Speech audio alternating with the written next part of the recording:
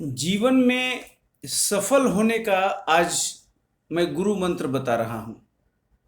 हर सफल विद्यार्थी को, हर सफल उद्यमी को, हर सफल व्यक्ति को इन गुरु मंत्रों के पालन से जीवन में सफलता मिलती है। 5 मिनट का यह कहानी अगर आप ध्यान से सुन लेते हैं और उसको जीवन में उतार लेते हैं तो फिर सफलता आपके कदमों को चूमती है। ये कहानी है महर्षि वेदव्यास के जो सुपुत्र हैं, उनका नाम है सुखदेव ऋषि का। जी हाँ, महर्षि वेदव्यास का नाम आप सभी जानते हो, जिन्होंने महाभारत की रचना की और वेदों को उन्होंने अलग अलग किया। वो रामायण काल में भी थे, महाभारत काल में भी थे। और वेदव्यास के पुत्र हुए सुखदेव ऋषि। और सुखदेव ऋषि के जन्म की अलग कथा है, उनके बारे में मैं नहीं बताऊंगा। लेकिन माता के गर्भ में ही वो लगभग 12 साल सुखदेव ऋषि अपने मां के गर्भ में रहे। और इस दौरान उन्हें सारे वेदों का ज्ञान हो गया, संपूर्ण विद्याओं का ज्ञान हो गया, सारे दर्शन का, सारे पुराण का, यानी कि जितनी भी विद्याएं हैं उन सभी विद्याओं का उन्होंने ज्ञान प्राप्त कर लिया। और जब ज्ञान प्राप्त करके वो स्वर्ग में जाते हैं तो उनको वहां से लौटा दिया जाता है कि तुमने गुरु नहीं किया है, इसलिए वापस जाओ धरती पर और गुरु ज्ञान धारण करके पुनः वापस आओ। और जब सुखदेव ऋषि पुनः जाते हैं अपने पिता वेदव्यास के पास और कहते हैं कि मुझे ज्ञान दीजिए, मैं गुरु धारण करना चाहता हूं, मुझे ब्रह्म विद्या का ज्ञान चाहिए, तो वेदव्यास जी ने उनको कहा कि यह ज्ञान इस समय केवल और केवल महर्षि जनक के पास है। जनक के बारे में जानते हैं, सीता के वो पिताजी हैं और मिथिला के वो राजा हैं। पिता के आज्ञा की बातों को मानते हुए सुखदेव ऋषि कहाँ जाते हैं? मिथिला में राजा जनक के दरबार में। और जब राजा जनक के दरबार में जाते हैं तो क्या देखते हैं कि वहां पूरा राजपाट लगा हुआ है, नर्तकी लोग वहां पर नृत्य कर रही हैं, महल भरा हुआ है। और जब जाकर ये सब देखते हैं तो सुखदेव ऋषि के मन में ये विचार आता है कि पिताजी ने कैसे भोगी राजा के पास मुझे भेजा और यह क्या मुझे ज्ञान देगा, ब्रह्म का ज्ञान क्या देगा। वो वापस लौट आते हैं बिना जनक से मिले हुए। और जब पिताजी को जाकर सारा वृतांत बताते हैं तो पिताजी उनको बोलते हैं कि आपने जनक से बात की क्या? तो सुखदेव कहते हैं कि उनसे तो बात करने की जरूरत ही नहीं थी। जो दृश्य मैं देखा, हमको एहसास हो गया कि यह राजा, कम से कम ये राजा तो मुझे ज्ञान नहीं दे सकता। पिताजी बोलते हैं आपको बात तो करना चाहिए था एक बार, उनसे संवाद करके ही लौटते। पिता के आज्ञा पर पुनः जाते हैं सुखदेव, कहां? जनक के राज दरबार में। और जब जाते हैं तो पुनः वही दृश्य, नर्तकी लोग डांस कर रहा है, राज दरबार में सभी भरा हुआ है सभी लोग, और महर्षि जो जनक हैं वो अपने आसन पर विराजमान हैं। और वो देखते हैं पुनः दृश्य, लेकिन लौटते नहीं हैं। होता क्या है कि जब कार्यक्रम खत्म हो जाता है तो महर्षि जनक उनको बुलाते हैं और पूछते हैं, आइए, आपको वेदव्यास ऋषि जी ने भेजा है। तो उनको लगा कि हाँ, ये तो जानते हैं सब बात कि इन्होंने भेजा है। तो रुकते हैं, बोले बताइए क्या प्रयोजन है आपके आने का, किस लिए आए हैं? तो बोले कि मुझे गुरु धारण करना है, मुझे ब्रह्म विद्या का ज्ञान चाहिए। तो महर्षि जनक बोलते हैं कि आपको ब्रह्म विद्या का ज्ञान दिया जाएगा, लेकिन उसके लिए आपको एक परीक्षा देनी होगी, जिसे लिटमस टेस्ट कहते हैं, उसको पास करना पड़ेगा। सुखदेव ऋषि को तो बिल्कुल वो स्वीकार था, सारे वेदों के ज्ञाता थे, वो संपूर्ण विद्याओं के ज्ञाता थे, परीक्षा देने में उनको कुछ भी असुविधा नहीं होती, ऐसा उन्होंने समझा बूझा। उन्होंने कहा जनक जी से कि मुझे आपकी हर शर्त मंजूर है, मुझे आपसे ज्ञान चाहिए, इसलिए जो भी परीक्षा आप लेंगे मैं उसमें तैयार हूं उस परीक्षा को फेस करने के लिए। जनक जी ने कहा वो कोई परीक्षा नहीं है, आपको बस केवल मिथिला नगरी का भ्रमण करना है। जो मेरी मिथिला नगरी है उसको केवल आपको देखना है। तो ये कौन सी बड़ी बात है, ठीक है कल परीक्षा होगी। रुक जाते हैं सुखदेव ऋषि।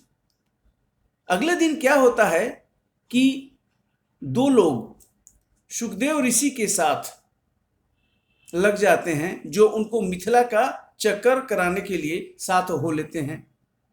और सुखदेव ऋषि के दोनों हाथों में इस तरह एक कटोरा दे दिया जाता है और उसमें पूरा जो है पानी जल ऊपर तक भर दिया जाता है। यानी ऐसे है हाथ और इसमें एक कटोरा है और कटोरे में ऊपर तक बिल्कुल जल यानी पानी भर दिया गया।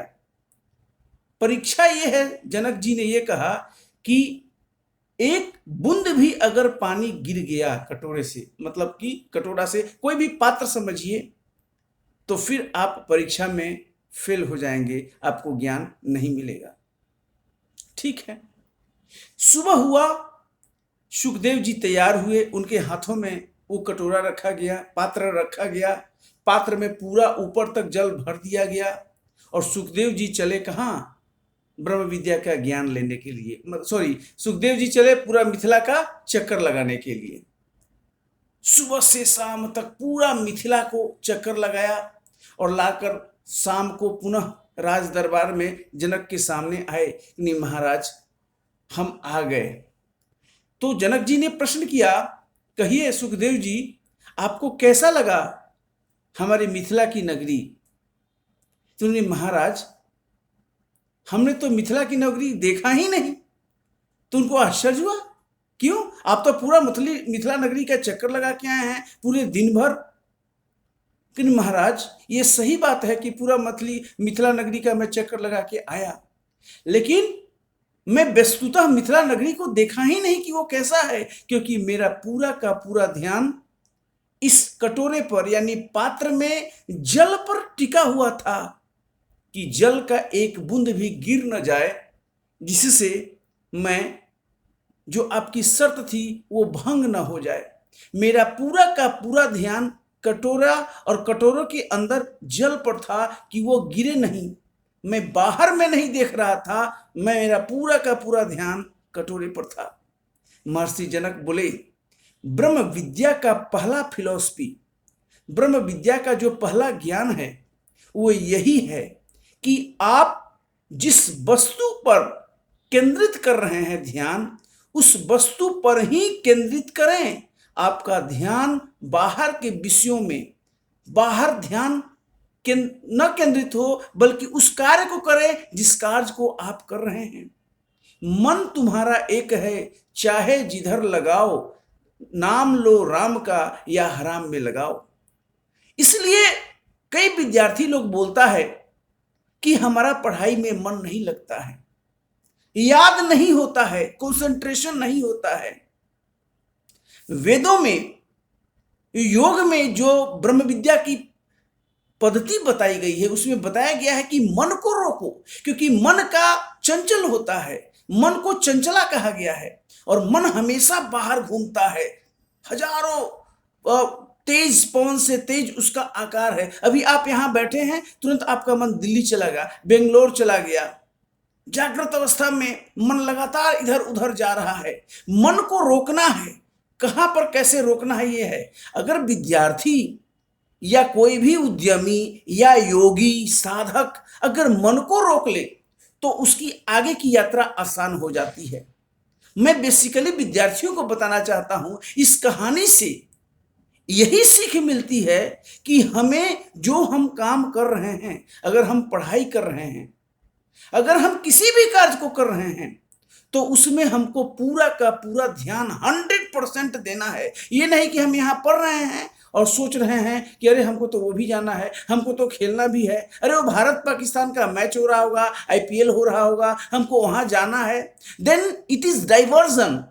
और डाइवर्जन जब होगा तो आपका कंसंट्रेशन भंग हुआ और आप विषय वस्तु को ग्रहण नहीं कर पाते हैं, इसलिए आपको याद नहीं हो पाता और आपका सफलता आगे नहीं आगे बढ़ पाता। जीवन में, कैरियर में आगे बढ़ने के लिए जरूरी है कि आप जो है अपने मन को नियंत्रण में करें।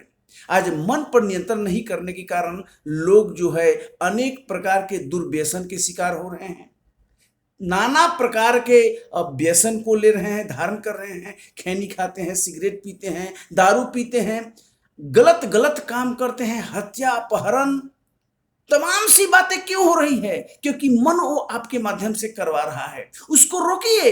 ये पहली यात्रा है, ये फर्स्ट स्टेप है। आप inter, matric, BA, MA, PhD सब कुछ कर जाते हैं, लेकिन अगर वो नियंत्रण, जो मन रूपी घोड़े को आप कंट्रोल नहीं कर पाते हैं, तो आपको कहीं भी गिरा देगा और आपकी संपूर्ण यात्रा निष्फल हो जाएगी, विफल हो जाएगी।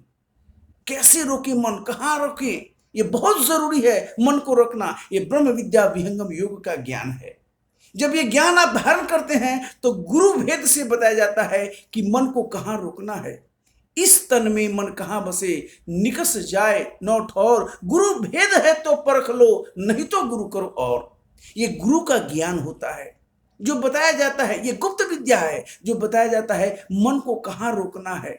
अगर मन नहीं रुका तो व्यर्थ हो जाएगा, जीवन निष्फल हो जाता है, विद्यार्थी आगे नहीं बढ़ पाता, योगी आगे नहीं बढ़ पाता, उसका मार्ग आगे अवरुद्ध हो जाता है। इसलिए हमें इस कहानी से ये शिक्षा मिलती है कि हमारा मन जहाँ पर है उसी पर केंद्रित करना चाहिए। जो कार्य हम कर रहे हैं 100% हम वहीं रहें।